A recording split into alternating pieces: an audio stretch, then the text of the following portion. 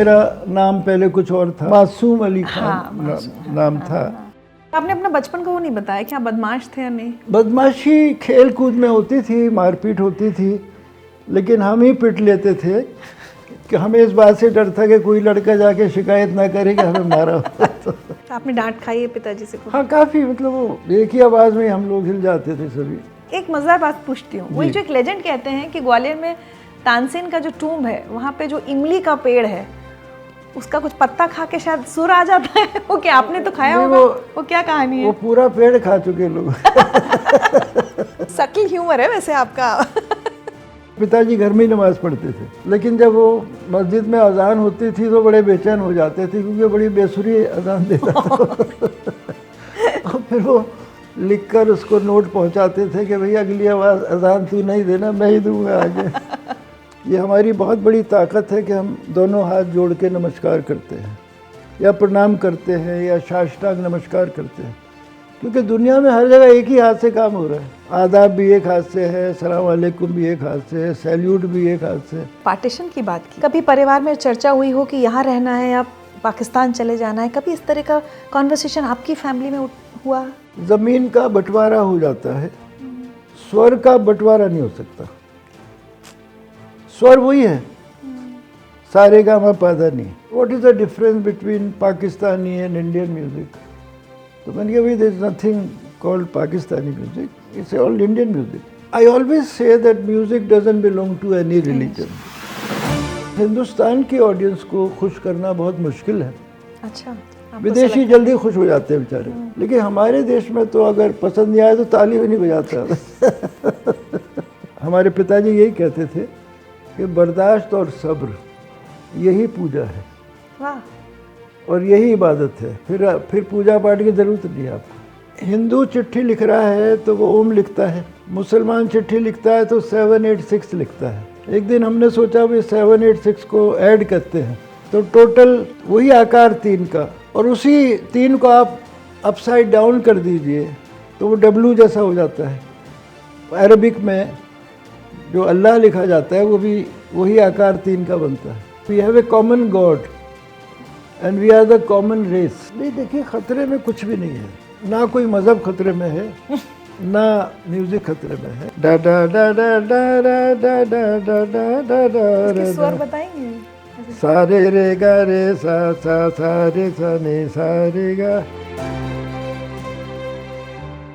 कुछ लोग ऐसे होते हैं जिनका इंटरव्यू करके मुझ जैसे इंटरव्यूअर्स का कद और रुतबा बढ़ जाता है, और मैं सच कहूँ, ईमानदारी से कहूँ तो आज मैं सोचने पर मजबूर हूँ कि क्या मैं इनके सामने बैठने के काबिल भी हूँ। सवाल जवाब तो बहुत दूर की बात है, लेकिन मेरी खुशकिस्मती है कि आज मैं इनके साथ बैठी हूँ। कुछ बढ़िया बातचीत करने की कोशिश होगी।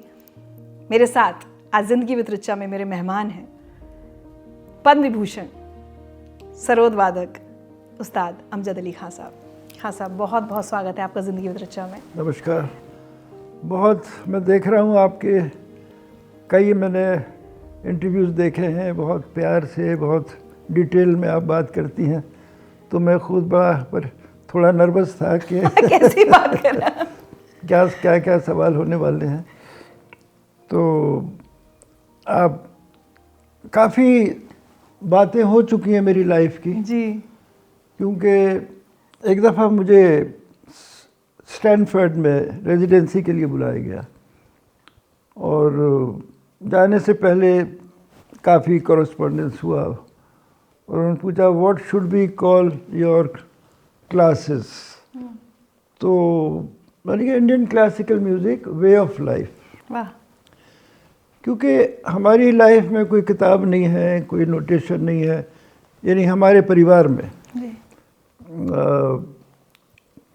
ये ओरल ट्रेडिशन है, और ख़ास तौर पर हिंदुस्तान में तो यानी संगीत के ज़रिए ही वर्शिप होता है, तो इसीलिए हम कहते हैं स्वर ही ईश्वर है जी, संगीत ही साधना है, संगीत साधना है, music has connected the world. लेकिन जो लोग संगीतकारों के परिवार में पैदा होते हैं उनका एक वे ऑफ लाइफ एक अलग होती है, और आपने सुना ही होगा ये गुरु शिष्य परंपरा एक बड़ा कॉमन सा वर्ड है which is dying out, dilute हो रहा है। और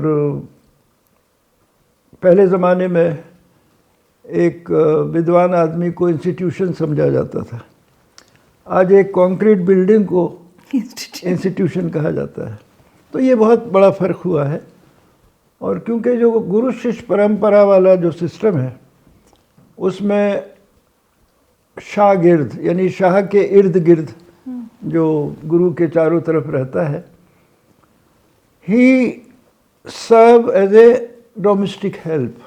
जी, वो गुरु के पैर भी दबाता है, गुरु का सामान भी लाता है, गुरु की पूरी जिम्मेदारी जी, जो, तो वैसा पहले होता था। यानी हमारे पिताजी के पास एक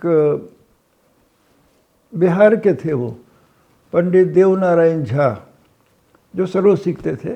हम लोग सब उनके सामने ही पैदा हुए, हम 4-5 भाई लोग, बहनें भाई लोग। और वो पार्टीशन का टाइम जब हुआ तो दुनिया मुस्लिम लोग चलेगा, भोपाल में शेल्टर लेते थे, कोई हैदराबाद में लेते थे। तो हमारे पिताजी ने सारे परिवार को भोपाल भेज दिया। शायद हम 5-6 महीने के थे, वो खुद नहीं गए वो। और वो देवनारायण झा उनके साथ थे। खान साहब आपको कोई ज़रूरत नहीं। और हमारा घर मेन रोड के ऊपर है, वहीं से सारे प्रोसेशन निकलते थे। और वो खिड़की में हमारे अब्बा हुजूर खिड़की खोल के बैठे रहते थे, देखते थे नीचे। तो जितने भी प्रोसेशन के लोग थे वो सब नीचे से उनको नमस्कार करते थे। घर में कोई गुस्सा नहीं, आया नहीं। वो रिश्ता इतना पाकीज़, इतना सेक्रेड रिश्ता था कि वो हम बड़े हुए, हम बजाने गाने लगे।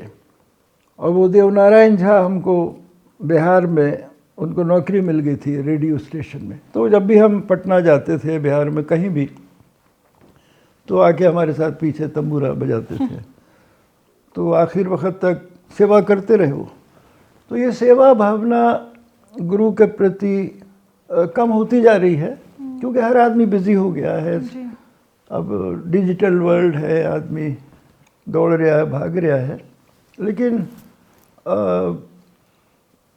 फिर वो एक ऐसा दौर आया कि भातखंडे जी, विष्णु दिगंबर पुलुस्कर जी, इन लोगों ने रियलाइज़ करा कि भाई ये रियाज तो कर रहे हैं खान साहब लोग, लेकिन जब ये चले जाएंगे तो कोई रिकॉर्ड नहीं है, कोई सिस्टम नहीं है।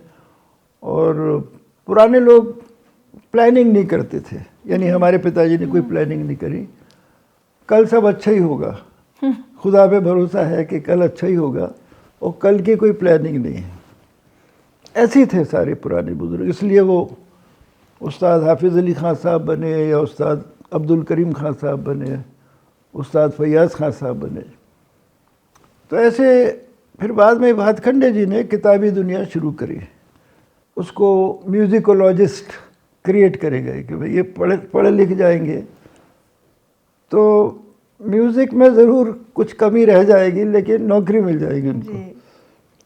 तो हमारे पिताजी का ये कहना था कि बेटा आप एक ज़िंदगी में एक ही काम कर सकते हो, या स्वर को समझ लो या लय को समझ लो, दोनों काम एक साथ नहीं हो सकते।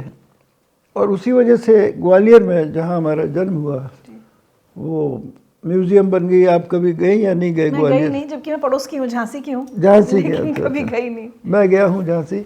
और तो वो घर हमारा म्यूजियम बन गया, sarod. Museum of musical heritage, वहाँ सब इंस्ट्रूमेंट्स हैं हमारे बुज़ुर्गों के। और बड़े बड़े कलाकारों ने अपने बुज़ुर्गों के इंस्ट्रूमेंट्स डोनेट करे हैं। उस्ताद बड़े गुलाम अली खान साहब का स्वरमंडल है वहाँ। उस्ताद अलाउद्दीन खान साहब का वायलिन वो वहाँ पर है। पंडित बीजी जोग ने दिया था, अगली बार ज़रूर जाऊँगी, उनको उन्होंने दिया था। और ऐसी वेरी प्रेशियस इंस्ट्रूमेंट्स, मेरे बचपन के इंस्ट्रूमेंट्स सब वही हैं। तो ग्वालियर में एक बहुत मशहूर स्कूल है, सिंधिया स्कूल, जो राजा महाराजा के बच्चे पढ़ते थे। पहले उस स्कूल का नाम सरदार स्कूल होता था। अच्छा, सरदारों के बच्चे, यानी महाराजा और राजाओं के बच्चे सरदार कहा जाता है। हाँ, तो वहाँ अब्बा जी को, हमारे अब्बा को बुलाया और मैं भी साथ में गया, उनके काउंसलर था। तो उस ज़माने में उस स्कूल में मिस्टर शुक्ला थे प्रिंसिपल। तो कहले खान साहब बच्चे को आप यहाँ एडमिट कर दीजिए। तो हमारे अब्बा साहब ने कहा भी एडमिट तो कर दूंगा, सरोद कौन सिखाएगा यहाँ। क्या बात है। तो बेचारे शुक्ला साहब कोई जवाब नहीं दे पाए। तब ये था कि इसी सरोद सीखना, हाँ सरोद और म्यूज़िक, इसकी अहमियत को समझना, और आप छठी पीढ़ी हैं आप, इसकी अहमियत को महसूस करना कि भाई how important music is for me. अब हमारे पास ग्वालियर शहर में बचपन में जो भी सरकारी स्कूल होते थे वहाँ थोड़े इधर उधर गए। गोरखी स्कूल है, कोई माधवगंज मिडिल स्कूल है, वहाँ गए। और घर में कोई आके कोई मैथमेटिक्स सिखा देता था, कोई इंग्लिश सिखा देता था, ऐसे ही चलता रहा। और हमारे बचपन के वहाँ दो मित्र थे। एक तो महान संगीतकार थे पंडित बाला भाऊ उमड़ेकर जी, उनका बेटे माधव उमड़ेकर मेरा बचपन का फ्रेंड। और एक थे करुणेश कुमार दुबे, वो भी मेरा चाइल्डहुड फ्रेंड। तो हम दोनों हम लोग आपस में काफ़ी मिलते थे, खेलते थे। आप कैसे थे बचपन में, मतलब थोड़े, क्योंकि क्या हो रहा है खान साहब, अब आपकी ज़िंदगी में समंदर में से मुझे कुछ बूंदें चुननी है, तो मैं कुछ थोड़ा बचपन समझना चाहूँगी। आप किस तरह के बच्चे थे, शैतान या? देखिए सबसे अनयूजुअल बात ये थी that my father was very old. वो बहुत बुजुर्ग थे। आप सबसे छोटे थे क्योंकि? मैं सबसे छोटा था। और हमारे सारे भाइयों ने, बड़े भाई मुबारक अली खान साहब, उन्होंने भी बजाया, अब्बा के साथ ट्रैवल करते थे। वो उसी उम्र के थे जैसे पंडित रविशंकर जी या बिस्मिल्लाह खान साहब। तो बिस्मिल्लाह खान साहब तो चाचा ही बोलते थे हमारे पिताजी को। और फिर उनसे एक कज़न ब्रदर थे हमारे जो बहुत ही ज़बरदस्त सरोद बजाते थे, अहमद अली खान। वो भी पिताजी के साथ ट्रैवल करा, हिंदुस्तान में परफॉर्म किया। और हमें तो सभी सिखाते थे घर में, जो भी आता जाता था। और हम रियाज करते रहते थे। आपने सुना ही था मेरा नाम पहले कुछ और था। जी जी जी। तो वो एक साधु साहब आए थे, उन्होंने नाम बदल दिया तो था। उन्होंने ये नाम वैसे दिया। क्या नाम था आपका? वो बचपन से हमारे कुरान शरीफ के ज़रिए जो नाम होता है वो मासूम अली खान नाम था। तो ये बाबा साहब जो आए थे, बाबा जी, तो अब्बा को सरोद सुनते थे और मेरी तरफ देखा उन्होंने, कहता बेटा क्या कर रहे हो? मैंने कहा जी अभी शुरू करा है, बजाइए आप कुछ। तो जो भी हम बजाते थे, रियाज करते थे, सुनाया उनको। तो कहते आज से तुम अमजद हो। तो उन्होंने, क्या उम्र थी आपकी? मैं शायद 5-6 साल का था शायद। और बहुत ही रेडियंट फेस, एक नूरानी शक्ल थी उनकी। तो एक मुस्लिम फ़कीर थे वो? हाँ, बस गाते थे, मदीना ना देखा तो कुछ भी ना देखा। अच्छा। हारमोनियम पे गाते थे, इमोशनल हो जाते थे। तो फिर एनीवे धीरे धीरे क्या हुआ कि दिल्ली से एक डेलीगेशन गया जिसमें हमारा, आपने नाम सुना होगा, संगीत नाटक एकेडमी। इसकी first secretary Nirmala Joshi, miss लिखती थी वो डेलीगेशन में आई और अब्बा साहब को इनवाइट करा के साहब दिल्ली आइए, यहाँ एक भारतीय कला केंद्र बन रहा है, इंस्टीट्यूशन बन रहा है और बड़े बड़े लोग इसमें आएंगे। नहीं तो ग्वालियर में वो राजा महाराजाओं का टाइम जब ख़त्म हुआ तो हमारे पिताजी को पेंशन मिलता था 275 रुपये का। और एक म्यूज़िक स्कूल है ग्वालियर में, माधव म्यूज़िक स्कूल, वहाँ से महाराजा ने कहा था कि आप कभी कभी आ जाया करिए यहाँ। तो वहाँ से 150 रुपया मिलता था। और हमारे पिताजी टॉप ग्रेड म्यूजिशियन थे रेडियो के। तो जब ग्वालियर से दिल्ली आते थे प्रोग्राम करने तो उसका 150 रुपये, टॉप ग्रेड आर्टिस्ट को 150 रुपया मिलता था। तो वो डेलीगेशन दिल्ली से गया, फिर पिताजी दिल्ली आए। तो वी केम इन 1957। आप 10-12 साल के रहे? हाँ। बट आपने अपना बचपन को वो नहीं बताया कि आप बदमाश थे या नहीं? बदमाशी खेल कूद में होती थी, मारपीट होती थी, लेकिन हम ही पिट लेते थे कि हमें इस बात से डर था कि कोई लड़का जाके शिकायत ना करे कि हमें मारा। और कभी रियाज होता है, बचते हैं कि आज रियाज ना करना पड़े, ऐसी बदमाशियाँ भी की कभी? हमें, क्योंकि पिताजी बहुत बिजी आर्टिस्ट थे, बहुत बाहर रहते थे वो, और constantly he was the only musician from Gwalior जिसको बाहर बुलाया जाता था। वो कलकत्ते में बहुत टाइम रहते थे और पूरे इंडिया में travel. He was afraid of flying. वो प्लेन में नहीं बैठे कभी, कहते वो ट्रेन में बुला लो, कार से बुला लो, प्लेन में बैठे नहीं। तो वो एक फ़कीर किस्म के इंसान थे, और कोई उनको इस बात की चिंता नहीं थी कि नेबर के पास क्या है या नेबर के पास क्या नहीं है। संगीत मौसीकी, हाँ, बस मौसीकी, अपना रियाज करो। अब हमारे घर के बराबर में एक मस्जिद है ग्वालियर में, तो क्या है कि एक जो मस्जिद से अगर आप मिडिल ईस्ट में हो, कहीं भी हो, इजिप्ट में भी अगर आप हैं, तो एक जो अजान आती है मस्जिद की, जो आवाज़ होती है, डा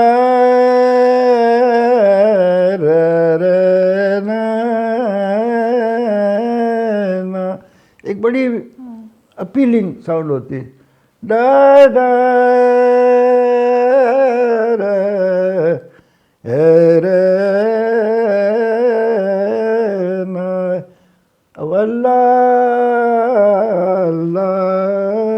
अब म्यूजिकल नोट्स तो यही है, अब अल्फाज कुछ भी आप रख सकते हैं उसके ऊपर।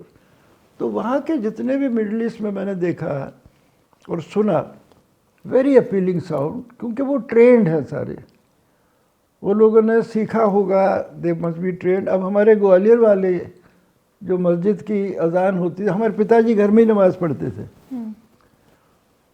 लेकिन जब वो मस्जिद में अजान होती थी तो बड़े बेचैन हो जाते थे, क्योंकि बड़ी बेसुरी अजान देता था।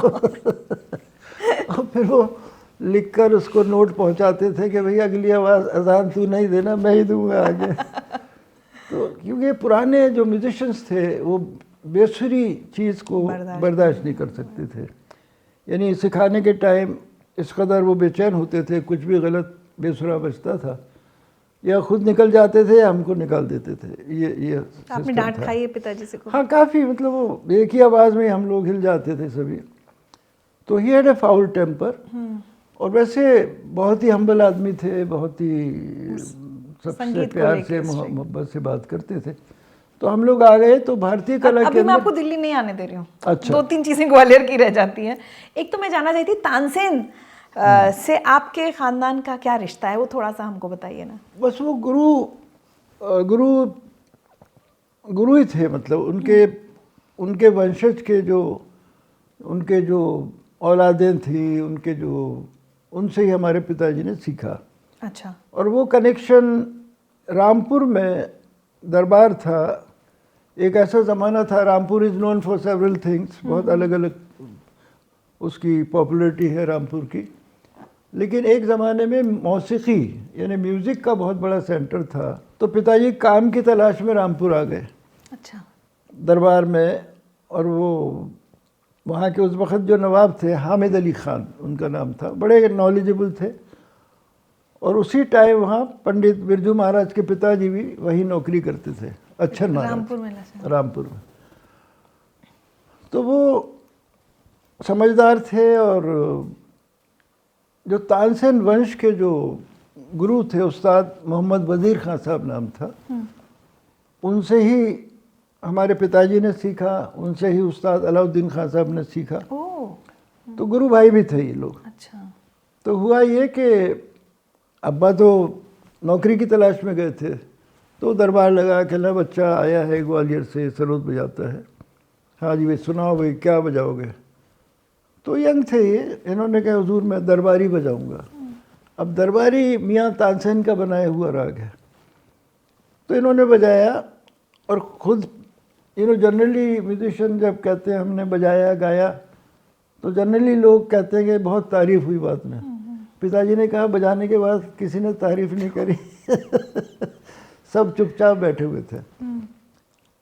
तब उस्ताद मोहम्मद वज़ीर खां साहब जो तानसेन वंश के थे, तो उन्होंने नवाब साहब को कहा कि ये बच्चा मुझे मिल जाए तो हुजूर मैं 6 महीने में इसकी दरबारी सुनाऊंगा आपको।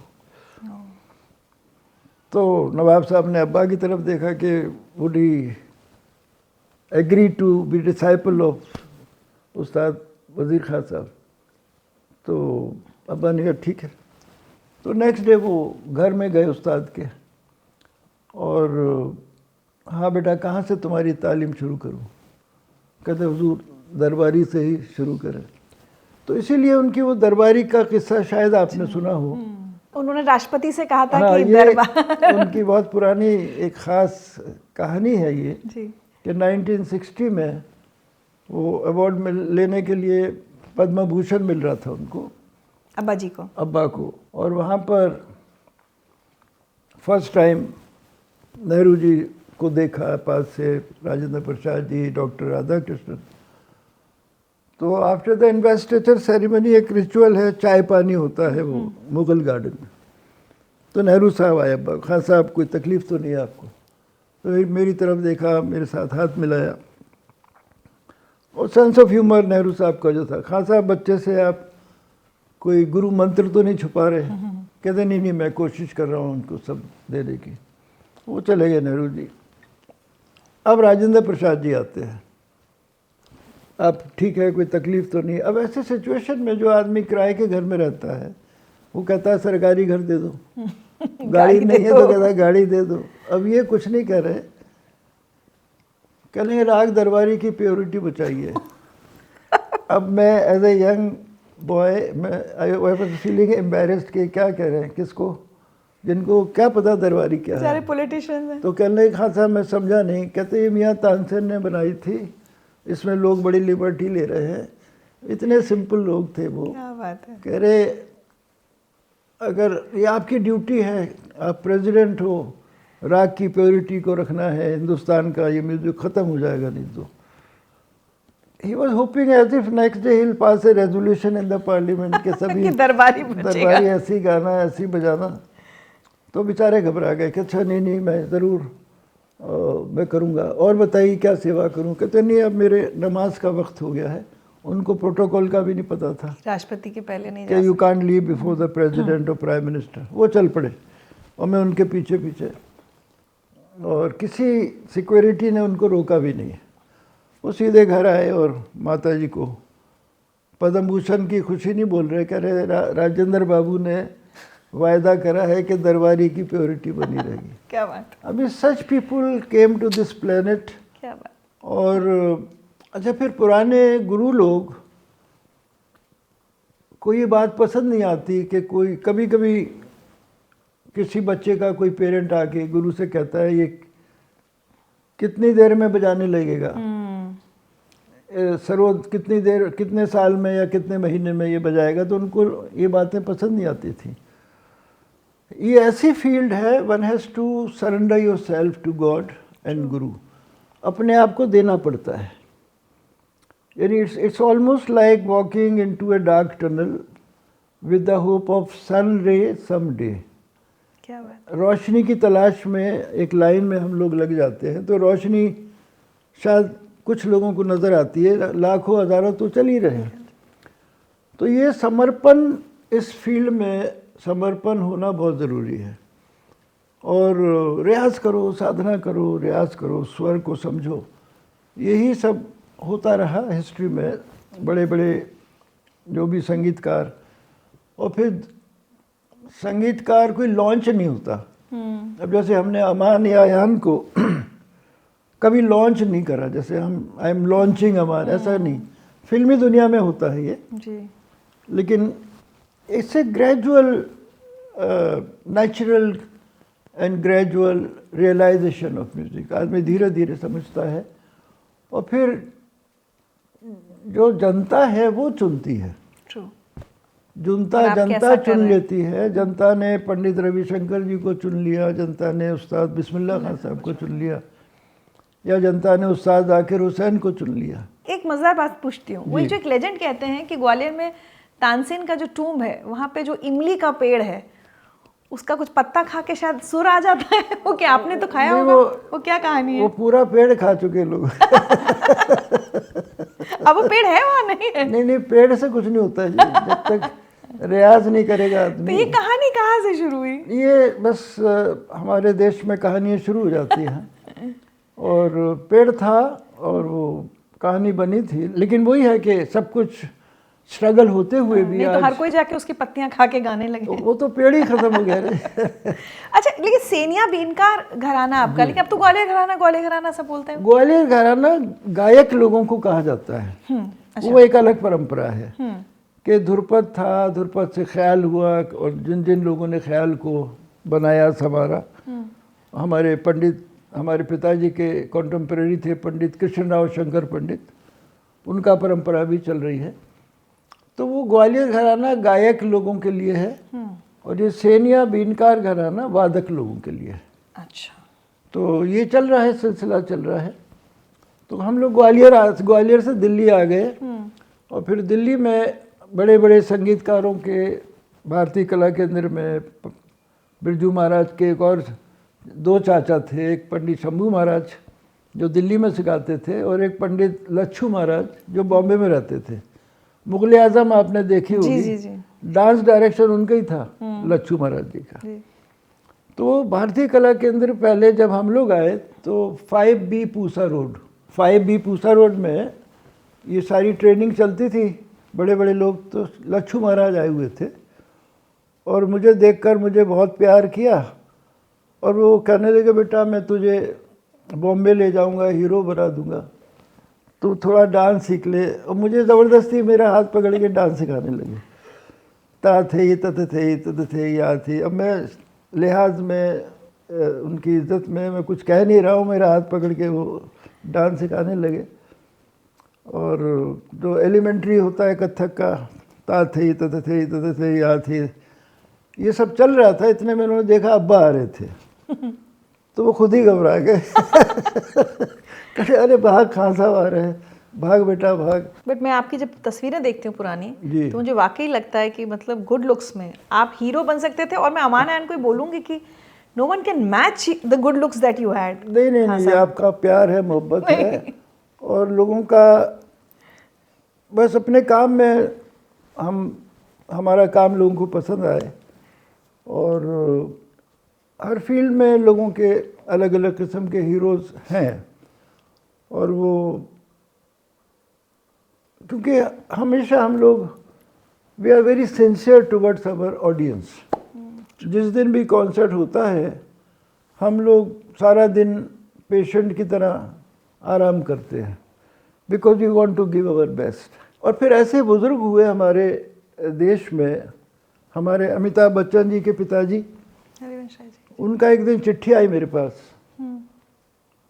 हिंदी में लिखा हुआ, मैंने उसको रखा हुआ है फाइल में। जनाब, अब एक बुज़ुर्ग आदमी लिख रहा है, जनाब उस्ताद अमजद अली खान साहब, कल रात को मैंने आपका कार्यक्रम दूरदर्शन पे देखा, बहुत प्रसन्नता हुई, बहुत खुशी हुई। अगर इसके कुछ कैसेट मिल जाए तो बड़ी कृपा होगी, आप मुझे भेजिए। अब मेरी भी हिंदी थोड़ी ठीक ठाक लिख लेता हूँ मैं। तो मैंने उसका जवाब, आदरणीय जनाब चचा साहब, ये मेरा सौभाग्य है कि आपको मेरा कार्यक्रम पसंद आया, और आपने जैसा कहा है मैं आपको कुछ कैसेट भेज रहा हूँ। लेकिन जिस तरह से आपने मुझे संबोधित करा है, इसमें मुझे बड़ी दूरी महसूस हुई है। मैं आपका बच्चा हूँ, आप मुझे मेरे नाम से ही संबोधित करें तो बड़ी कृपा होगी। ये मैंने चिट्ठी भेजी उनको, यहीं गुलमोहर पार्क में रहते थे। जी। फिर से उनका जवाब आया उसी स्टाइल में, जनाब आदरणीय जनाब उस्ताद अमजद अली खान साहब, अनेक धन्यवाद, आपने कैसेट भेजे, ये वो जो कुछ भी आपने मुझे समझाने की कोशिश करी है, मुझे कुछ समझ में नहीं आया। क्या बात है। फिर कहते हैं आपके हाथ में जब सरोद होता है तो आप किसी शहंशाह और बादशाह से कम नहीं है, मैं उसको प्रणाम करता हूँ। कैन यू इमेजिन यानी पंडित प्रोफेसर हरवंश राय बच्चन एक बच्चे को इस कदर प्यार और आशीर्वाद दे रहे हैं। तो क्योंकि आज का छोटा यंगर आदमी बड़े आदमी को वो इज्जत नहीं देना चाहता, तो अवॉइड करता है, निकल जाता है। तो ये हमारे, मैं हमेशा कहता हूँ कि हिंदुस्तान का ये हमारी बहुत बड़ी ताकत है कि हम दोनों हाथ जोड़ के नमस्कार करते हैं, या प्रणाम करते हैं, या साष्टांग नमस्कार करते हैं। क्योंकि दुनिया में हर जगह एक ही हाथ से काम हो रहा है। आदाब भी एक हाथ से है, सलाम वालेकुम भी एक हाथ से है, सैल्यूट भी एक हाथ से। Hindustan is the only country जहाँ दोनों हाथों से नम्रता से झुककर, इससे बड़ी ह्यूमिलिटी दुनिया में हो ही नहीं सकती कहीं। एक आपकी बात से मुझे अचानक ध्यान आया, आपने पार्टीशन की बात की। जी। आप तो बहुत छोटे थे तब, लेकिन कभी आपने परिवार में ऐसा सुना, क्योंकि उसमें बहुत सारे परिवार संगीतकारों के भी उधर चले गए, कभी परिवार में चर्चा हुई हो कि यहाँ रहना है या पाकिस्तान चले जाना है? कभी इस तरह का कॉन्वर्सेशन आपकी फैमिली में हुआ? नहीं, हमारे परिवार में तो कभी ऐसा नहीं हुआ, लेकिन होता यह है कि ज़मीन का बंटवारा हो जाता है, स्वर का बंटवारा नहीं हो सकता। स्वर वही है, सारे गामा पाधा नहीं। और नोबेल पीस प्राइज़ फंक्शन में जब हम गए थे, वहाँ पर एक ऐसा सेगमेंट हुआ कि जितने भी परफॉर्मर्स आए थे, कैलाश सत्यार्थी जी को, अच्छा, उस साल आपने, उस जी साल जी जी, उनको- मलाला यूसुफजई और हाँ, मलाला ने राहत को वहाँ बुलाया अच्छा और कैलाश जी ने मुझे आमंत्रित किया।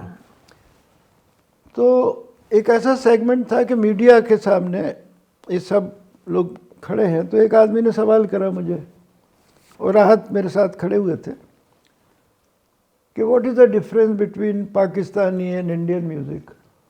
तो मैंने कहा, भाई there is nothing called Pakistani music, it's all Indian music.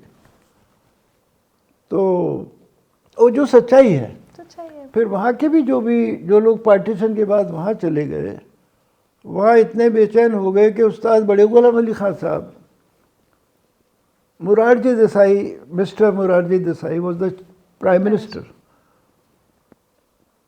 उनसे वो मिले कि मैं इंडियन सिटीजनशिप लेना चाहता हूँ, और फिर उनको इंडियन सिटीजनशिप मिली, और फिर पद्म भूषण, सारे अवार्ड्स वगैरह। उन्होंने मतलब हिंदुस्तान के दिलों पे राज करा। ये अवार्ड वगैरह कोई चीज़ नहीं है, बड़े गुलाम अली खान साहब। तो वो फिर नज़ाकत सलामत, दे बिकेम सो पॉपुलर कि नज़ाकत अली, सलामत अली, इस कदर नाम हुआ उनका। हमारे देश में एक तरफ बड़े गुलाम अली खान साहब, दूसरी तरफ आमिर खान साहब, उस्ताद आमिर खान साहब। तो इन लोग बुज़ुर्ग हो रहे थे, इन लोगों का थोड़ा मार्केट कम हो रहा था, इन लोग इतने मशहूर हुए, आया तूफान जैसे होता है। कोई भी शहर हिंदुस्तान का, प्राइवेट शो, ये शो, वो शो, हर जगह नज़ाकत सलामत था। और फिर एक ऐसा राग था, मैंने सुना उनका हिंदुस्तान में, दिल्ली में ही कहीं गा रहे थे वो, हम लोग उसे शिव कल्याण कहते थे उस राग को, उन्होंने नाम बदल दिया उसका कुछ और। तो जब प्रोग्राम ख़त्म हुआ तो मैं बोला, मैंने कहा खान साहब ये नाम, कहते हैं हुजूर मैं पाकिस्तान में शिव कल्याण कैसे तो ये कलाकारों ने अपने कैसे मैनेज करा, अपनी सिचुएशंस को कैसे मैनेज करा। और फिर हम राजा महाराजाओं की तारीफ ज़रूर करते हैं कि दे वर ग्रेट पेट्रन, लेकिन वो हमारे संगीतकारों की एक सज़ा भी थी, पनिशमेंट था वो टाइम, कि हर रोज़ एक ऐसे इंसान को, एक मूर्ख को जिसको पता ही नहीं म्यूज़िक क्या है, उसको खुश कैसे करें। ये हर रोज़ का ये एक चैलेंज था कि राजा को खुश कैसे करें। वो दौर ख़त्म हुआ, क्योंकि राजा नाराज़ हो जाए तो उसको आपको मृत्यु दंड दे दे, आपको जेल में डाल दे, कुछ भी कर सकता था वो दौर भी। आज जनता हमारी पेट्रन है, the audience is our patron. और ऑडियंस, हिंदुस्तान की ऑडियंस को खुश करना बहुत मुश्किल है। अच्छा, विदेशी जल्दी खुश हो जाते हैं बेचारे, और तो हमारे बहुत सारे म्यूजिशियन विदेश में रहने लगे। पर ऐसा क्यों है आपके हिसाब से, ऐसा क्यों? I think they are very polite. जो वेस्टर्न वर्ल्ड है, वो बच्चा भी बजाता है तो वो स्टैंडिंग ओवेशन उसको दे देते हैं, अच्छी बात है, I think it's a good thing. लेकिन हमारे देश में तो अगर पसंद नहीं आए तो ताली भी नहीं बजाता। कई हमारे ऐसे प्रांत हैं हिंदुस्तान में जहाँ ताली बहुत मुश्किल से, स्टैंडिंग ओवेशन तो it's a very rare thing, वो आपको मुंबई में दिखाई देता है या दिल्ली में कभी। तो our audience is very choosy, you can't impose any musician on them, they pick and choose, उसमें टाइम लगाते हैं ये, और धीरे धीरे करके। तो ये हमारा सौभाग्य है, अभी मेरा सौभाग्य है कि मैं इतने बड़े कलाकार का पुत्र हूँ और उसकी वजह से मुझे मौका मिला। गुरुदेव रविंद्रनाथ टैगोर हमारे पिताजी को 2 दफ़ा उन्होंने सरोद के लिए उनका सरोद सुना। ओह अच्छा। हाँ, उनको आलाप पसंद थी। वो अब्बा ने कहा कि वो गुरु he was a melody man. और रविंद्र संगीत जो भी था पुराना जो था उसमें कोई रिदम वगैरह नहीं होता था, it was all melody. Bengal में I think maximum concerts of my father happened in Bengal. Bengal में म्यूजिक का वैसे भी समझ और शौक हर शौक चीज एक ट्रेडिशन रहा है वहाँ पर। और मेरे भी मैक्सिमम कॉन्सर्ट्स, अब मुझे याद आ रहा है कि 1967 या 66 था, मेरे पास इनविटेशन आया Alipur jail, the prisoners of Alipur jail wanted to listen to me. अच्छा। तो हम जेल में गए, आलीपुर जेल बंगाल में, कलकत्ता। रात भर का गाना बजाना, और वो सारे prisoners, they were all educated, many of them. सब ने खाना बनाया, बहुत खातिर करी, और रात भर हम लोगों ने बजाया उसके अंदर। फिर दिल्ली में भी तिहाड़ जेल में हम गए थे, वहाँ से भी बुलावा आया था। तो जो भी जेलर थे जो तिहाड़, मैं नाम भूल रहा हूँ उनका, तो हम लोग, मैं अपने कुछ शागिर्द वगैरह को लेके गया था, तो तिहाड़ जेल में भी बजाना हुआ। तो ये संगीत, I always say that music doesn't belong to any religion, like flowers, air, water, fire, fragrance, colors. और ये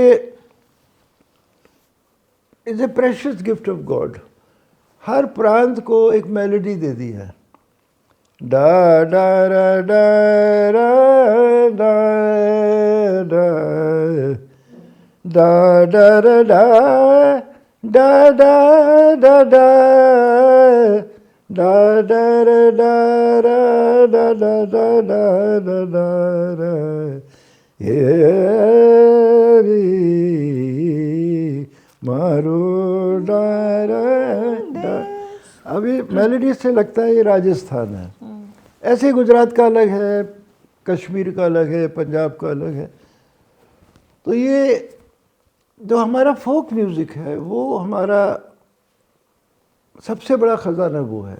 हमारी पीढ़ी के लिए तो सबसे पुरानी याद और सबसे पहली याद आप लोगों की वो दूरदर्शन पे जो राग देश पे था, राग देश कितना सुंदर वो पूरा बना था। मेले सुर मेरा पंडित भीमसेन जोशी जी ने वो गाए थे। आपसे सुन। दा रा दा दा दा दा दा दा रा दा रा दा रा दा दा रा वाह।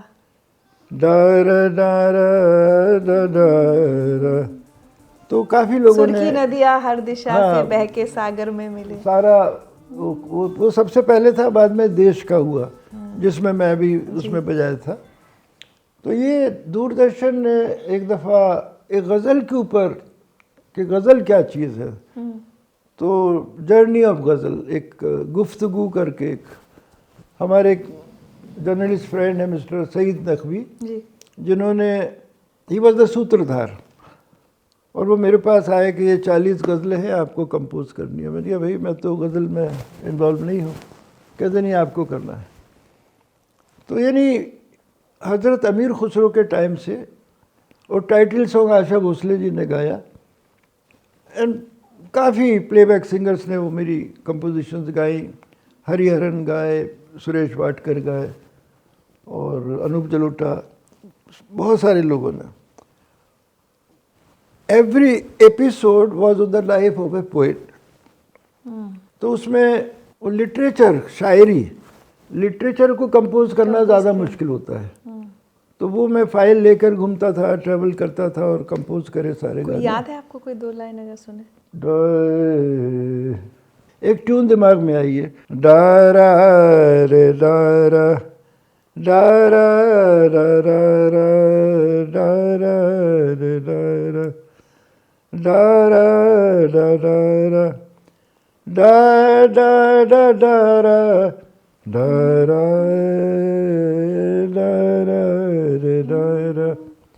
अब इसका अंतरा था डा डा डा डारा डा डा डारा डा डा डा डारा डा डा डा रा डा रा डा रा डा डा रा डा रा डा रा डा रा डा रा डा रा डा रा डा रा डा रा। अब ये ट्यून भेज दिया हमारे दिल्ली में doctor Madan Gopal, he is also lyricist, तो उन्होंने लिखा इसके ऊपर, बोलो जी बोलो अखियाँ तो खोलो, बोलो जी बोलो अखियाँ तो खोलो, घुंघटा तोड़ जाए, बोलो जी बोलो। होता यही है कि जब तक कोई पूछे नहीं, हमें पता नहीं हम क्या क्या कर सकते हैं। एक दफ़ा जब स्कॉटिश चैम्बर ऑर्केस्ट्रा से मैसेज आया कि साहब please compose something for our orchestra, because I was fond of symphony orchestra, मैं सुनता था हमेशा, बेथोवेन, बाख, मोज़ार्ट, ये वो सब मैं सुनता था।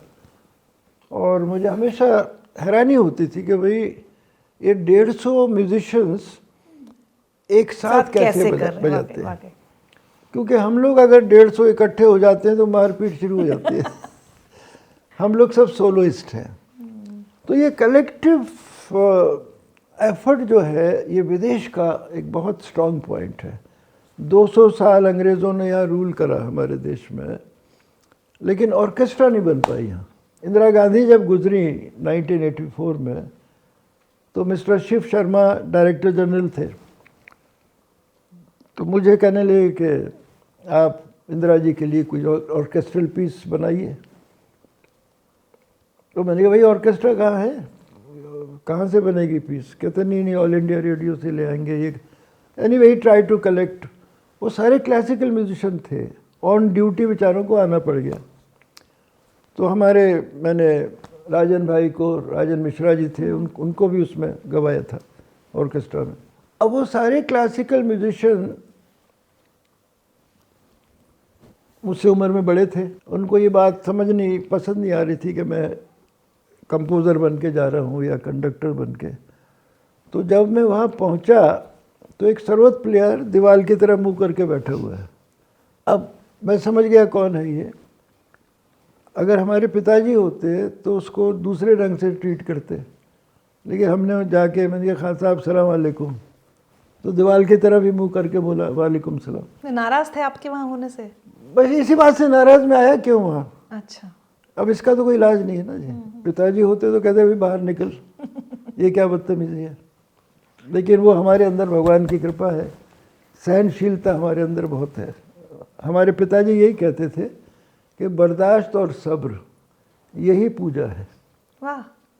और यही इबादत है। फिर पूजा पाठ की ज़रूरत नहीं है आपको, 4 बात सुनने की बर्दाश्त, क्या बात है। ये एक ज़िंदगी का एक बहुत ही मंत्र है ये। खैर हमने वो ऑर्केस्ट्रा बनाई और वो 10-15 मिनट का पीस बना। तो ये बहुत बड़ी, एक 150 आदमी जब स्टेज पर होते हैं, कंडक्टर आता है तो सब खड़े हो जाते हैं। वो चाहे उम्र में छोटा ही क्यों ना, कुछ भी वहाँ कुछ ये छोटा बड़ा कुछ नहीं है वहाँ। ये फरमाइश आई वहाँ से स्कॉटिश चैम्बर ऑर्केस्ट्रा से, तब हमने वो एक सीडी में गा दिया सारा। और उसके बाद हमने एक कंडक्टर को पकड़ा जो ब्रिटिश कंडक्टर है, जो इंडियन म्यूज़िक जानता था, समझता था। उसने सारा नोटेशन बना दिया। उसका नाम हमने समागम रखा, समागम। तो वो समागम पूरे दुनिया में कई जगह बजा है और बड़ी बड़ी ऑर्केस्ट्राज ने बनाया है।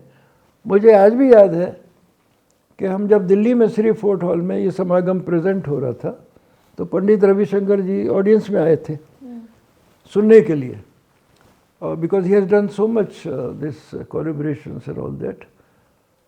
तो होता ये है कि हमारी फील्ड में कई दफ़ा म्यूजिशियन आते हैं, चुपचाप से चले जाते हैं, लेकिन ही बीइंग पंडित रविशंकर के he wanted to meet me after the concert, क्योंकि हम बजा के अंदर ग्रीन रूम में चले गए। आई मीन वो हम उनको दादा बोलते थे, उनके अंदर he had that freedom to enter the green room, लेकिन नहीं, वो ग्रीन रूम के बाहर खड़े रहे, जैसे विदेशों में, वो ऐसे ही थे। विदेशों में लोग खड़े रहते हैं। ये तो हिंदुस्तान है, यहाँ तो हमारे ग्रीन रूम में कोई भी अंदर आ जाता है। वो नहीं but he was waiting outside. मैंने अंदर अपना पैक करके चेंज करके बाय द 10-15 मिनट लग गए होंगे मुझे। जब मैं बाहर निकला तो वो खड़े हुए थे और एकदम मुझे गले लगाया। And that is why he became Ravishankar.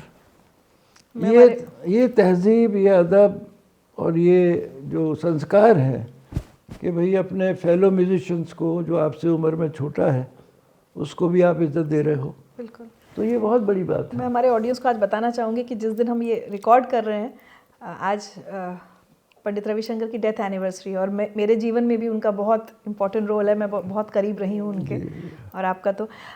उस्ताद जी, कुछ थोड़े आज मैं थोड़े अलग सवाल भी लेकर आई हूँ। कुछ चीज़ें तो मैंने आपके इंटरव्यू में सबका देखा, जो सवाल, एक सवाल मुझे हमेशा से एक परेशान तो नहीं, बट एक पजल की तरह, कि हमारे देश ने इतने महान सारे म्यूजिशियंस दिए, हुआ मुस्लिम्स, हमेशा फिर एक ये क्यों नैरेटिव रहता है इस्लामिक कंट्रीज़ में कि इस्लाम में मौसीकी हराम है। हमारे देश में तो सबसे ज़्यादा म्यूज़िक आया है। तो ये चीज़ कभी आपको ट्रबल किया कि ये क्यों है, ऐसा क्यों कहते हैं? देखिए, ये हमारा एक वर्ड है बदखबरा, जिसको अपनी खबर ना हो, कि ये बहुत ही बदखबरा आदमी है, इसको अपने बारे में पता ही नहीं कि है क्या, ये कितना जानता है। अब क्या होता है कि अब देखिए, इजिप्ट की कहानी सुनिए। हम लोग जब इजिप्ट में थे, ब्यूटीफुल अजान की आवाज़ आ रही है,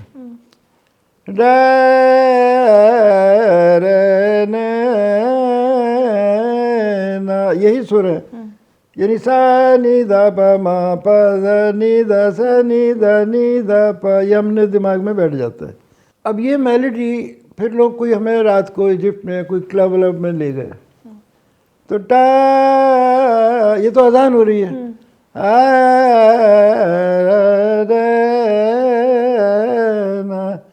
अब वो क्लब में जो म्यूजिक बज रहा है वही सुर है, डा टा टा टा टा टा टा, डन डन डन डा डारी डारी डारी डारा डा डारा डा टा टा टा टा टा, डन डन डन डा, यही हो रहा है सर। अब हमें लगता है भाई ये लोग नहीं समझ पा रहे। हिंदू चिट्ठी लिख रहा है तो वो ओम लिखता है, मुसलमान चिट्ठी लिखता है तो 786 लिखता है। 786 एक लकी नंबर समझते हैं, जो भी है। एक दिन हमने सोचा भाई 786 को ऐड करते हैं, ये मेरा सोच है, तो टोटल वही 3 आता है, वही आकार 3 का। 786 को आप ऐड कर दीजिए, 21 होगा, 2 + 1 3। वाह। और उसी 3 को आप अपसाइड डाउन कर दीजिए तो वो डब्लू जैसा हो जाता है। अरबिक में जो अल्लाह लिखा जाता है वो भी वही आकार 3 का बनता है। तो ये कुदरत ने एक मैसेज दिया हुआ है कि हम इसको महसूस करें, इसको रियलाइज़ करें कि भाई we have a common God and we are the common race. Khan साहब, संगीतकारों से जुड़ी हम एक बात कई बार सुनते हैं कि जब आप रियाज कर रहे हैं या कई बार आप स्टेज पे परफॉर्म कर रहे हैं, and when you least expected, तब वो एक मोमेंट या एक सेकेंड ऑफ एनलाइटनमेंट या एक स्पिरिचुअल एक्सपीरियंस या डिविनिटी को महसूस करने वाला एक पल आता है जब आपको खुद नहीं पता होता कि क्या हुआ। देखिए, हम जब स्टेज पर जाते हैं तो आज भी हमें नहीं पता क्या करना है या क्या करेंगे, कोई प्लानिंग होती नहीं है। विदेशों का जब भी हम किसी ऑर्केस्ट्रा के साथ बजाते हैं, समागम हमारा जब भी होता है, तो वो लोग 4-4 बार रिहर्सल करते हैं। यानी जिस दिन कॉन्सर्ट है उस दिन भी रिहर्सल रखते हैं, तब उनके लिए हमें करना पड़ता है। और हमने उनके लिए ऐसा कंपोजिशन करा है कि वो वेस्टर्न लोग उसे बजा सके। नहीं तो हमारा जो ये स्लाइड्स होते हैं, मींड जो होती है, डा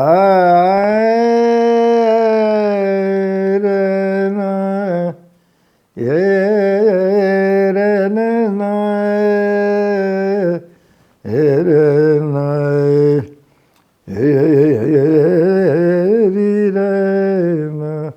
तो ये एक ऐसी दिशा है, एक ऐसी दुनिया है जो अंग्रेज लोग इसको लिख नहीं सकते, कोई भी नहीं लिख सकता इसे। लेकिन जब हम परफॉर्म करते हैं तो we give our self to god, we are just messengers. हम कहते हैं हमने बजाया, हमने ये करा, हमने कुछ नहीं करा, मैसेज वहीं से आते हैं। We are just transmitting. जो हम कहते हैं हम इम्प्रोवाइज कर रहे हैं, कहाँ से करेंगे भाई? पर समबडी इज कंडक्टिंग अस। हम कहते हैं भैया विदेशी लोगों में, विदेशी संगीत में 3 आदमी का इन्वॉल्वमेंट होता है, कंपोज़र, कंडक्टर, परफॉर्मर। हम कहते हैं हम अकेले ही तीनों का रोल अदा करते हैं, हम ही कंपोज़र है, हम ही कंडक्टर है, हम ही परफॉर्मर है। वो गलत है। हम कह तो देते हैं, लेकिन असलियत ये है कि we also have a conductor. Somebody is conducting, somebody is monitoring, somebody is helping us. हमारी तो फाउंडेशन ही ये है कि स्वर ही ईश्वर है। हम जुड़े हुए हैं। अगर हमारा सच्चा स्वर लग रहा है तो समझिए हमारी मीटिंग हो गई भगवान से। इसमें आप भगवान को प्राप्त कर पाते हैं या नहीं कर पाते हैं, भगवान आपसे खुश है या नहीं है। एक रिश्ता नाता है प्रभु से संगीत के ज़रिए। आप जैसा व्यक्ति, और मैं हमेशा क्लासिकल म्यूजिशियंस के लिए तो कहती हूँ कि जिसको सही मायने में हमारे यहाँ गंगा जमुनी तहजीब कहते हैं, वो जितना हमारी शास्त्रीय कलाकारों की है कि साथ बैठ के बजा रहे हैं, गा रहे हैं और भजन भी कर रहे हैं। अब जब से मैं देख रही हूँ सोशल मीडिया ज़्यादा है और बहुत हर समय हिंदू मुस्लिम में डिस्कोर्स शुरू हो गया है। आप जैसे व्यक्ति को कष्ट होता है वो सब देख सुनकर? देखिए, कष्ट तो बहुत होता है, लेकिन हैरानी इसी बात की है कि 12 साल की उम्र से मुझे हिंदुस्तान के हर प्रांत ने प्रोत्साहित करा, इनकरेज करा, नर्चर करा। कलकत्ते में जब मैं 12 साल का था, पिताजी के साथ गए साधारण म्यूज़िक फेस्टिवल। इलाहाबाद में प्रयाग संगीत समिति 60s से बुलाते रहे, सरोज सम्राट का टाइटल दे दिया। तो हिंदुस्तान के लोगों ने बिस्मिल्लाह खान साहब को बनाया, हिंदुस्तान के लोगों ने हर कलाकार को, क्योंकि जो श्रोता है वो he belongs to the world of sound and music. हमें हर मज़हब का आदमी सुनने आता है जी। और इसलिए हमारा परिवार, we feel we belong to every religion of the world. क्या बात, वाह। We feel we belong to every religion of India. तो हमारे लिए ये शब्द बहुत बेसुरे लगते हैं, सही बात है। हिंदू और मुस्लिम।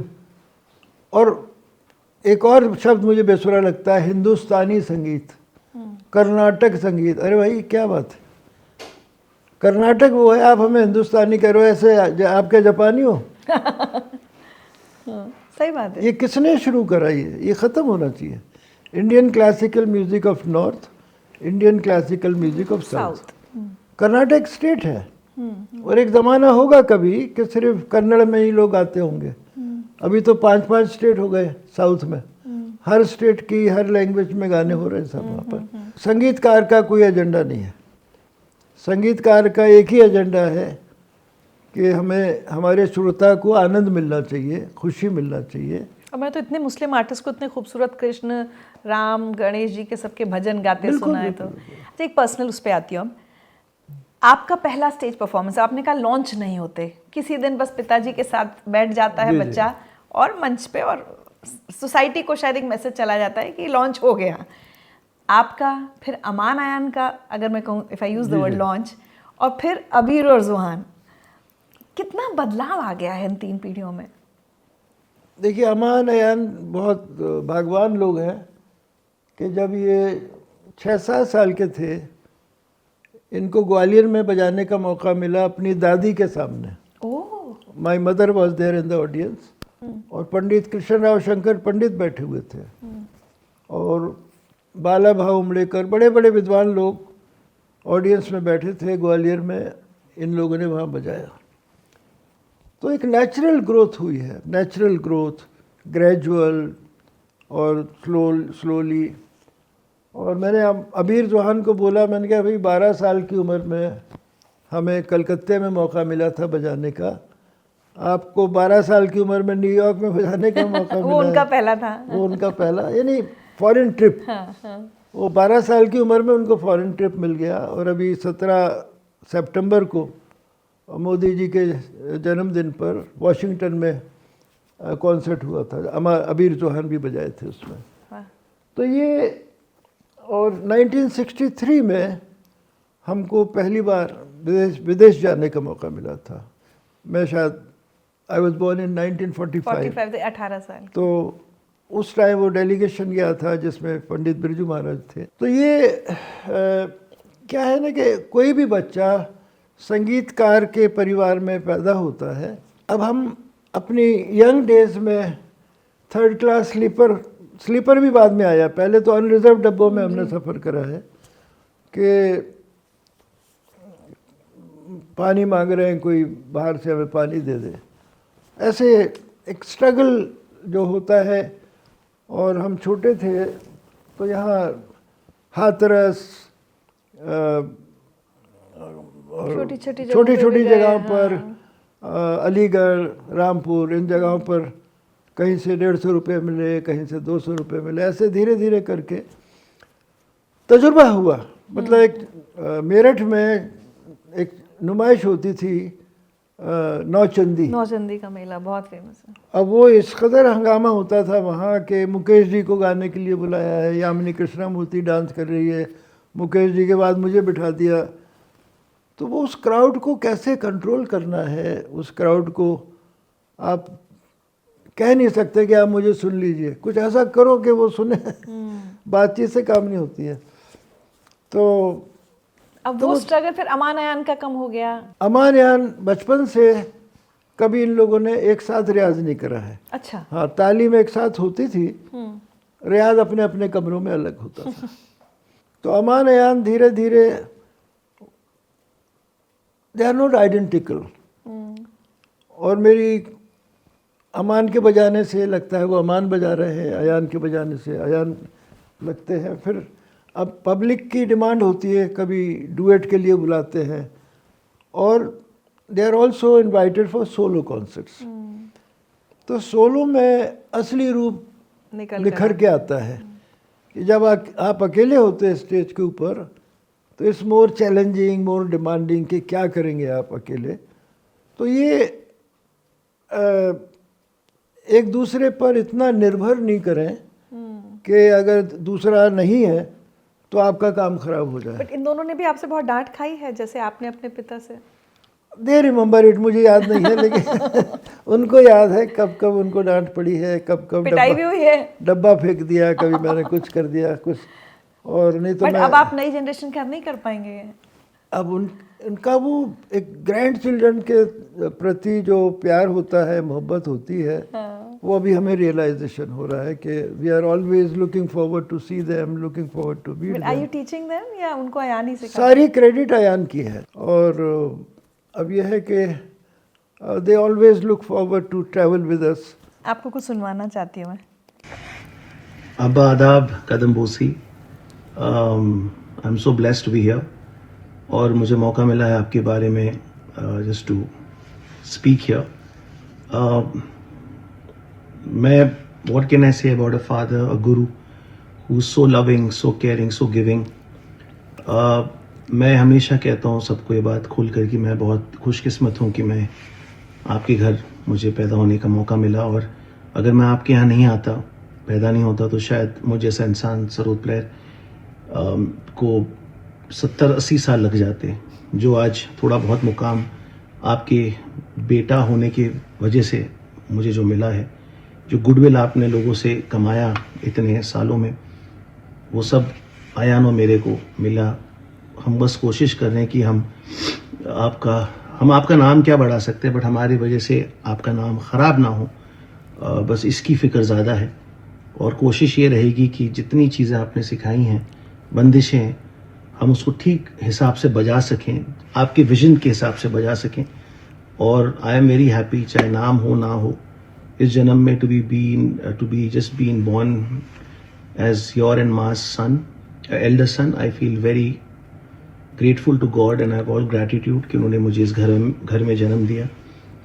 और आप लोग ने इतना प्यार दिया है, देते रहते हैं। एंड अब्बा, I will never forget that one thing that just to make Ayaan भाई एंड मी लुक गुड, आपने अपना बजाना बहुत दफ़ा नीचे किया कि हम लोग अच्छे दिखें।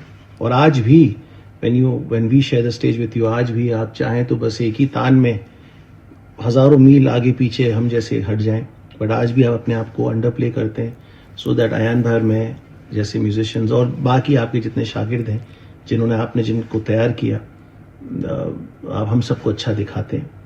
और आई am very grateful and blessed that आप जैसे गुरु फादर मुझे नसीब हुए। और मैं खुदा से, ईश्वर से, परमात्मा से ये दुआ करता हूँ कि हर जन्म में मुझे आप जैसे ही फादर, आप जैसे ही गुरु मिले। थैंक यू अब्बा for giving me everything that I have in my life is because of you and माँ, and I value that and I hope I can make you proud. जी नमस्कार, आदाब अब्बा साहब। हर बार when anyone tells me to speak about you, मैं थोड़ा freeze हो जाता हूँ, बिकॉज मैं क्या कहूँ ऐसे दिग्गज कलाकार के बारे में जिनका नाम ही एक समंदर है। और मेरी कोई हैसियत नहीं कि मैं कुछ ज़्यादा कहूँ, लेकिन जैसे मैंने पहले भी कहा है कि अंग्रेज़ी में आपके नाम में 12 अक्षर होते हैं, तो वही 12 अक्षर मेरे लिए संगीत के 12 सुर हैं। और बस हम आपके दिखाए गए रास्ते में चलने की कोशिश कर रहे हैं, और आप हमारी सारी भूल चूकों को माफ़ करते रहिए हमेशा की तरह। और आपका जो योगदान है वो हर संगीतकार, हर संगीत प्रेमी जानता ही है, और हम आभारी हैं आपके। और आज शायद ही कोई ऐसा तंत्रकार हो या सरोद प्लेयर हो जो आपके कंट्रीब्यूशन से प्रभावित नहीं है। हर जगह आप ही का रंग सुनने को मिल रहा है और देखने को मिल रहा है।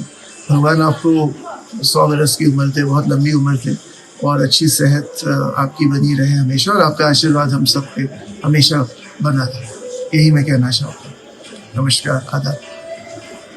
एक और तक तेरे किट धा 1 तक तेरे किट धा 1 तक तेरे किट धा 1 2 तक तेरे किट धा 1 तक तेरे किट धा 1 तक तेरे किट धा 1 2 तक तेरे किट धा 1 तक तेरे किट धा 1 तक तेरे किट धा दिस इज देयर 1 तक तेरे किट धा 1 तक तेरे kit. Actually, I am grateful to God that Aman Ayan they are in my life, और उनकी वजह से बहुत कुछ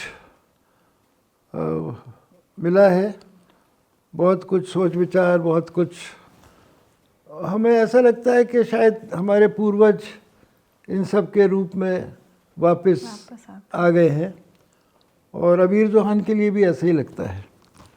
और सबसे बड़ा योगदान हमारी पत्नी सुबलक्ष्मी जी का है, क्योंकि हमारी माता जी तो सिर्फ सिग्नेचर कर सकती थी, और अमान यान दे आर वेरी फॉर्चुनेट कि उनकी माँ डांसर, कलाकार हैं, पढ़ी लिखी हैं, और एक बहुत ही बड़े घराने से, कल्चर्ड फैमिली से आती हैं। तो डिसिप्लिन हमारे घर का, और क्योंकि हमारी लाइफ में उतार चढ़ाव बहुत हमारे जीवन में हुए, और हमारा एक लेडी आती थी हमारे घर में, हम बहुत जल्दी में थे कि जल्दी शादी हो जाए। उस चक्कर में ज़िंदगी में कहते हैं ना, रॉन्ग नंबर लग जाते हैं, कि एक पिताजी के पास आती थी एक लेडी सितार सीखने के लिए, तो उनकी बहन भी आने लगी, तो मुझे अट्रैक्शन हो गया, और मैं not knowing, she was beautiful lady, not knowing her background, बाद में पता लगा she was married, she had a child also. लेकिन हमारा इतना टाइम निकल गया ज़िंदगी का, 10 यानी from 1967 onwards till I got married, आपकी 76 76 में शादी हुई। वो एक बहुत ही टर्मोइल मेरी लाइफ का रहा till the times I saw Subbalakshmi ji dance performance in Calcutta, और उसी हालत में हम साईं बाबा से मुलाकात पुट्टपर्ती वाले साईं बाबा जी मैं चाहती थी आप बताएं। हमारे फ्रेंड थे पुलिस कमिश्नर इन बेंगलोर, तो उन्होंने कहा कि आप चलिए साईं बाबा के पास। अब बाबा का संगीतकारों से बड़ा लगाव, बहुत प्यार मोहब्बत थी, और ख़ुद भी गले से वो बहुत सुर में गाते थे। और मैं वो जिस टर्मोइल जो मेरे दिमाग में था, जो भी फिक्रें थी, मैं क्या करूं, किससे शादी करूं, क्या करूं नहीं करूं, वो बाबा समझ गए। और बाबा ने कहा वो असमी लड़की अच्छी है। ओह अच्छा, बिना आपके बताए? हाँ, वही कुड रीड माई माइंड कि वो असमीज लड़की अच्छी है। तो I had also I was thinking on those lines. तो बस फिर रेस्ट इज द हिस्ट्री। तो ये है कि आज मैं अमान यान के बगैर ट्रैवल नहीं कर सकता हूँ, बिकॉज कई दफ़ा एयरपोर्ट पे कोई ना कोई आकर मुझे पूछता है अभी भी, क्या खान साहब आप अभी भी बजाते हैं क्या? मैंने कहा भाई लोग सुन रहे हैं और जब तक वो सुनते रहेंगे हम।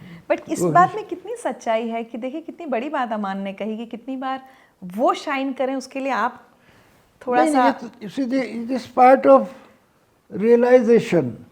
बच्चा रियलाइज कर ले। देखिए बच्चा Amaan Ayaan slowly and gradually they realize their responsibility of the gharana, of the family और माई एक्सपेक्टेशंस।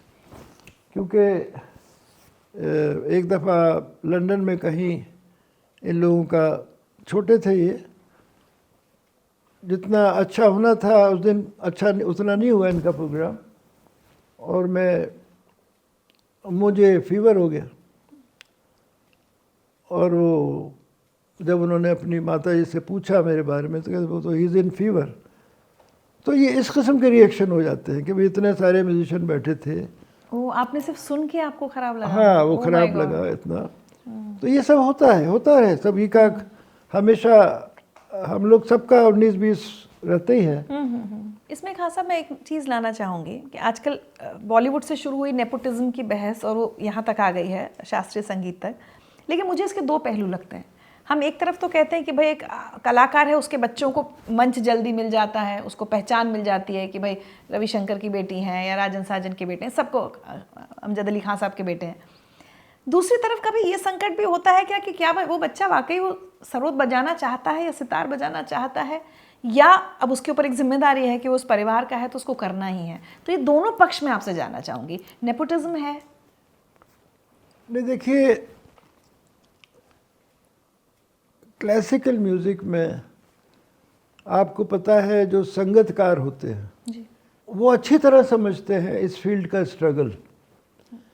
लेकिन हैरानी की बात यह है कि वो सारंगी प्लेयर का बच्चा जब पैदा होता है वो सारंगी सिखाता है उसे, हारमोनियम प्लेयर भी हारमोनियम सिखाता है और तबला प्लेयर भी तबला सिखाता है। ये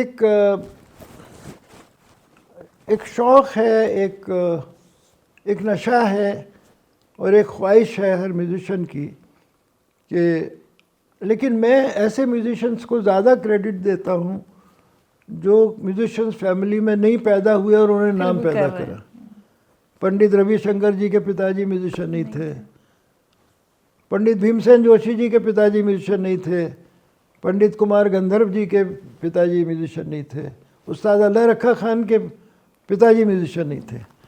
तो ऐसे और भी बहुत सारे नाम हैं, और ये एक पैशन है। और मुझे लगता है अपने जिम्मेदारी भी है क्या? नहीं, हर बाप, हर माँ, और फिर हमारे देश में ऐसे भी बहुत सारे पेरेंट्स हैं कि अगर माँ डांस पूरा नहीं कर पाई तो बेटी से डांस करवाती है, बाप सरोद नहीं बज पाए तो बेटे से सरोद बजवा रहे हैं, बाप तबला नहीं बजवाए तो बेटे से तबला, ऐसा भी इमोशनल। लेकिन अच्छा चलिए फ़र्ज़ कीजिए अमान अयान में से कोई एक ये कहता मुझे सरोद नहीं बजाना, मुझे तबला बजाना है, या मुझे म्यूज़िक करना ही नहीं है, मुझे तो क्रिकेट खेलना है, हॉकी खेलना है, तो आप क्या कहते? मैं खुद तबला बजाता था बचपन में। इतना तबला बजाने लगा क्योंकि जब पिताजी बाहर रहते थे टूर पर तो उन्होंने हमारे घर में 2 टीचर का इंतज़ाम कर दिया था। तो तबला इतना ज़्यादा मैं बजाने लगा कि पिताजी घबरा गए और वो कुछ अरसे के लिए तबले को छुपा दिया फिर। लेकिन जो आप कह रही हैं कि बच्चे, Aman wanted to be a pilot, Aman wanted to be a cricketer, इनको क्रिकेट का शौक था। ये चैलेंज था कि बच्चे को हमें फोर्स नहीं करना है, but we have to create atmosphere for the children. क्योंकि हर गुरु का सिखाने का ढंग अलग होता है और हर गुरु ये सोचता है I am the best Guru. Best गुरु तो भगवान है कि वो हम सबको अकल दे, समझ दे। तो वो बचपन का पीरियड इन लोगों का, मैंने बच्चों के लिए स्पेशल कैसेट्स बनाए म्यूजिक के, HMV ने प्रोड्यूस करे वो, Amjad Saroj sings with the children, यानी how to make children interested into music. अब अमान साहब को इंटरेस्ट पैदा करना है, छोटा सा सरोद बिशन दास जी ने दिया, रेखी राम जो दुकान है, तो छोटा सा सरोद आ गया। अब उनको हम ओल्ड मैकडोनल्ड सरोद पे बजा रहे हैं,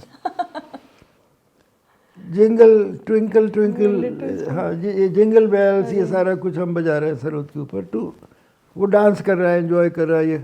तो हमने बच्चों को एंटरटेन करने के लिए कैसेट बनाए, आओ हम सब मिलकर। अब बर्थडे का गाना एक ऐसा है कि हैप्पी बर्थडे, हमारे अपनी ज़बान में कोई गाना है नहीं बर्थडे मनाने का, तो ऐसे ही हमने आओ हम सब मिलकर नाचें और गाएं कि रामू की सालगिरह है, सालगिरह हो तुमको मुबारक, हम सब की है दुआएं, आओ हम सब मिलकर। ऐसे लंबा ये गाना है। और फिर एक गाना जो असेंबली में बच्चे गाते थे मॉडर्न स्कूल के, just to teach them respect every religion, या मोहम्मद जीसस क्राइस्ट, गौतम बुद्धा गुरु नानक जी, या मोहम्मद जीसस क्राइस्ट, गौतम बुद्धा गुरु नानक जी, हम आपके बच्चे हैं अपनी शरण में रखना, या मोहम्मद जीसस क्राइस्ट। तो ये असेंबली के बच्चे, दूरदर्शन पे भी ये गाना हुआ ये है, आपने बनाया है? ये मैंने कंपोज करा है। ऐसे बहुत सारे गाने कंपोज करे टू एंटरटेन। वो एल्बम है, HMV ने निकाली थी सारे गामा। तो इनको, बच्चों को एटमॉस्फेयर दिया इनकी माँ ने, because she is an artist. तो 4 बजे से 6 बजे तक ये मेरे साथ रियाज करते थे। सुबह नहीं, शाम को। अच्छा, वो मुझे सुबह तो हम करते थे वही मुझे लगा कि आज की पीढ़ी नहीं करेगी। सुबह 4 बजे से हम करते थे, लेकिन ये लोग शाम को स्कूल से आने के बाद, इनका फिक्स टाइम था 4 to 6 विद मी। अब हम मैथमेटिक्स जो है, हम जिसको लयकारी बोलते हैं, ये मैथमेटिक्स है। अब ये मैथमेटिक्स साउथ इंडियंस में बहुत ज़्यादा है। बड़े बड़े परकशनिस्ट आप देखिए वहाँ, घटम प्लेयर, मृदंगम प्लेयर।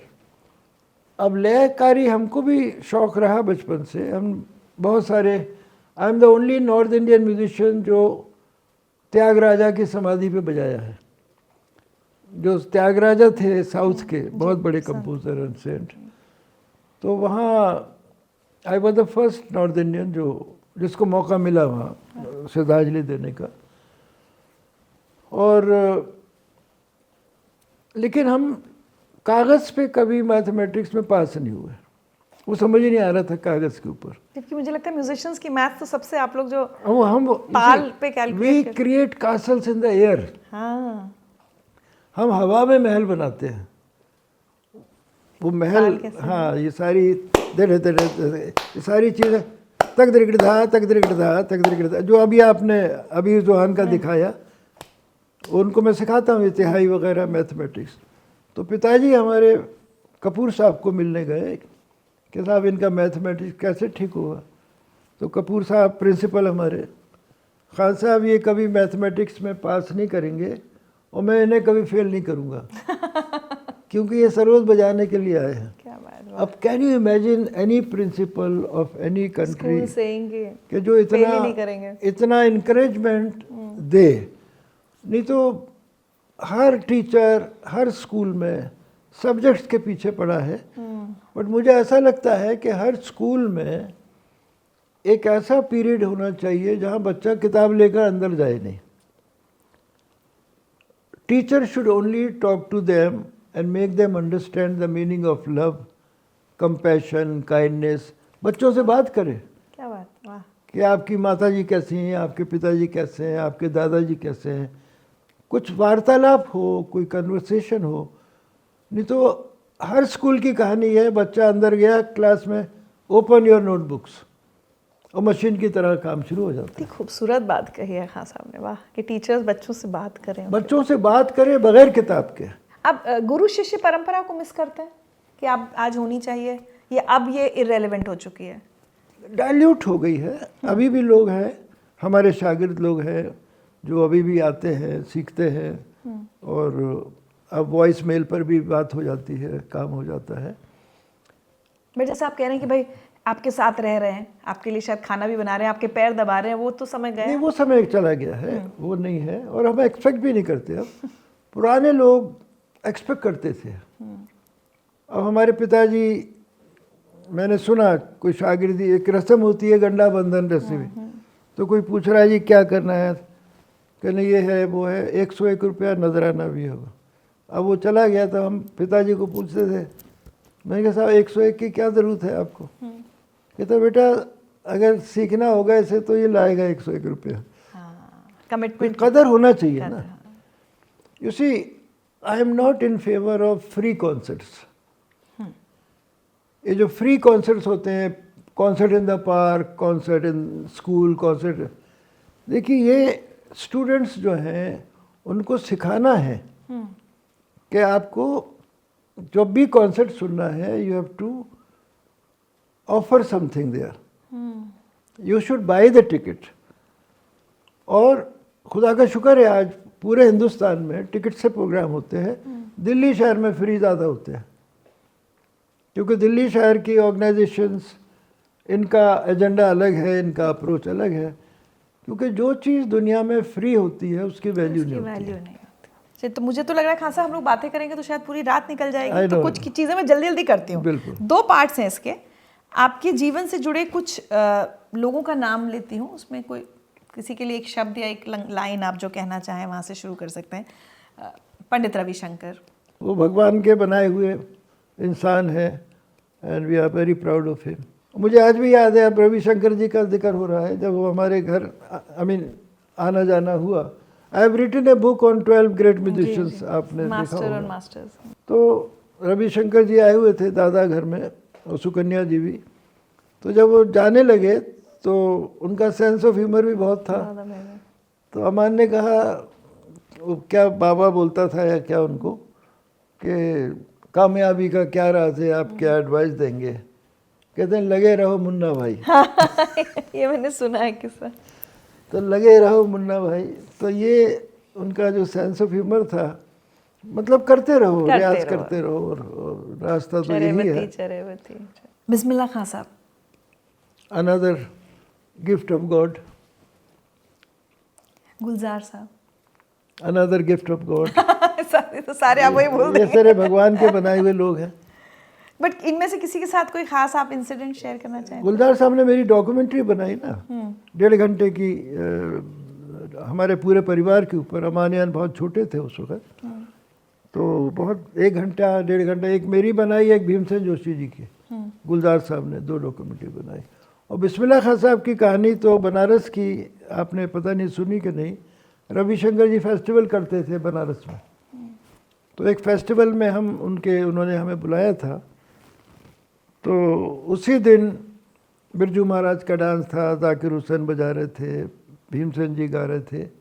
मुझे आखिर में रात के 3 बजे बिठाया उन्होंने, और मेरे साथ पंडित श्यामता प्रसाद तबला बजा रहे थे,